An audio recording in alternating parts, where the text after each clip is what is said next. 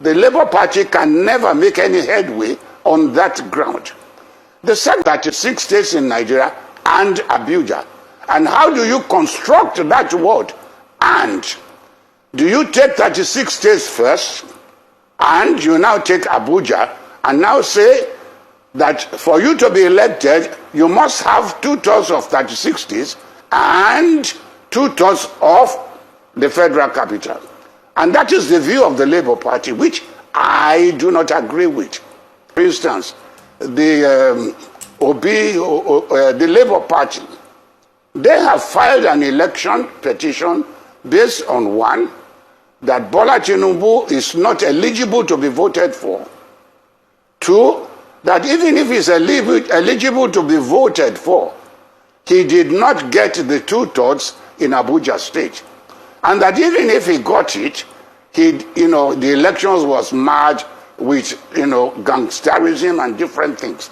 Those are the three elements that the Labour Party has brought forward to an election petition. Now, let me draw on the pool of my own experience. The first one is that he was not eligible because he has been found guilty, but that is a non-starter. That issue has been settled and is a non-starter. So the Labour Party can never make any headway on that ground. The second ground is that by virtue of the Constitution that says to win an election, despite and in spite that you have made the greatest number of votes, you cannot be declared elected if you did not have 2/3 in 36 states and Abuja. The question to be considered by the tribunal is, what constitutes 2/3 of the 36 states in Nigeria and Abuja? And how do you construct that word? And do you take 36 states first, and you now take Abuja, and now say that for you to be elected, you must have 2/3 of 36 states and 2/3 of the federal capital? And that is the view of the Labour Party, which I do not agree with. Now, look at the scenario they are saying. If Tinubu had won 2/3 of all the 36 states and fails to win 2/3 of Abuja, then he cannot be elected. Does that make a sense? Does that give any good reason for democracy to survive? No. Of course, the tribunal is going to resume or start very soon. At the federal level,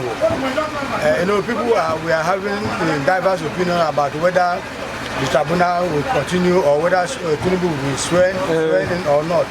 It's going to be sworn in, and the tribunal will continue their job. But in Nigeria, there's always the incumbency power of incumbency. It's going to play out. The moment he steps into the office, he will now use his power, executive power to manipulate whatever is likely to be manipulated. It is the order in Nigeria. Yeah. So even at the state level too, look at what happened yesterday. Some people were protesting. Some were asked to come and collect materials or which you are going to use to the tribunal. At the INEC office. At the INEC office. And the other party said, no, we must go with you. Those are not normal situations. It's not an ideal situation.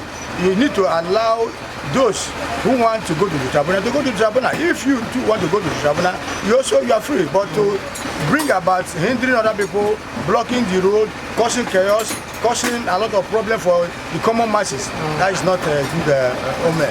So as far as the state is concerned. Nigeria justice system, you don't feel that there's no overturn, sir? Well, I still believe that the judiciary is still doing their work. I still believe that the judiciary is still the last hope of the common man. And we still believe that though anything can go on, but the power of incumbency must play. As far as the judiciary is concerned, they must allow the power to get to them or not. So, but as far as I'm concerned, I believe that the judiciary will do their best to uphold whoever won, and whoever actually won. As far as the matters are in the court, are within their jurisdiction, they'll be able to say exactly how they see the matter. That's what I see. All right, thank you so much. You understand me? So this get that information, Tinubu will be sworn in. You understand me? They should go to court. If the process did not go well, they should go to court and so that they will iron it, they will interpret it. But we also heard that there are some aggrieved opposition party plotting the interim government. It's a false information. Nobody have the power as far as Nigeria is concerned. To set up an interim government. No. When we have a president, there are no plan, no other opposition. All those things is fallacy. It's lie. So this election was the best so far. But in the history of Nigeria, we've not seen where we conclude an election where we are having a clamor up and down, where we have massive protests. It happens. Even when Jonathan emerged, even when Buhari emerged, it happened. They will not put Buhari in. Like he did not meet up constitutional requirement. But that's when in. PDP went to court. You understand me? And the court threw it out. Tinubu will be sworn in. If PDP or Labour Party, they are not satisfied how the system goes, they should go to court of law and track it. The matter is already at the court. Is it the court already? So the rumor of entering government, it's got that fallacy. It's rumor. It's false allegation. It's rumor. And Dati Obi Vice saying swearing into Tinubu as a president is like installing a military coup in Nigeria. He said installing Tinubu and Kashim Shettima is like installing military coup. Give us your assessment. My brother, I've told you last time that you will expect many aggrieved language from a loser. That lose election. He's not happy how the system goes. So he can say anything. But all those things he's saying, you see, Nigeria will hold him responsible when they swear Tinubu. So he's not entitled to freedom of speech? No.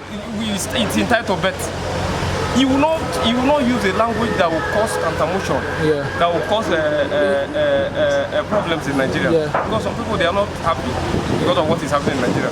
But I assure Nigerians that Tinubu is coming to settle everybody. Nigeria will eat in this government. They should forget about this age.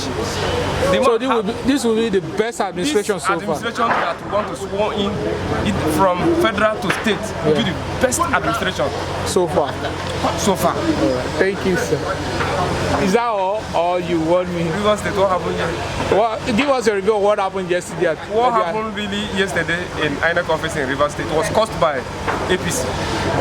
You understand? I read my constitution.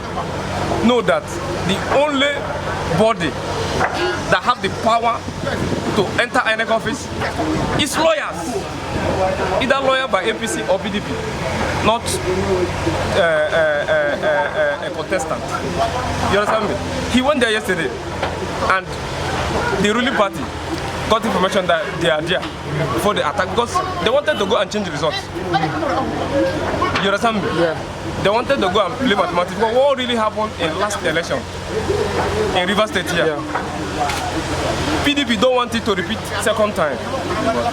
Where a policeman would declare results in the state. You understand me? So that is why yesterday the PDP led by Honorable Samuel Wanusike mobilized. They went to stop him because they don't want to go back what really happened before. So if anything should happen Rivers State yesterday, they should hold Tinubu responsible. He is the cost. The one that incited the violence we had at the INEC office yesterday.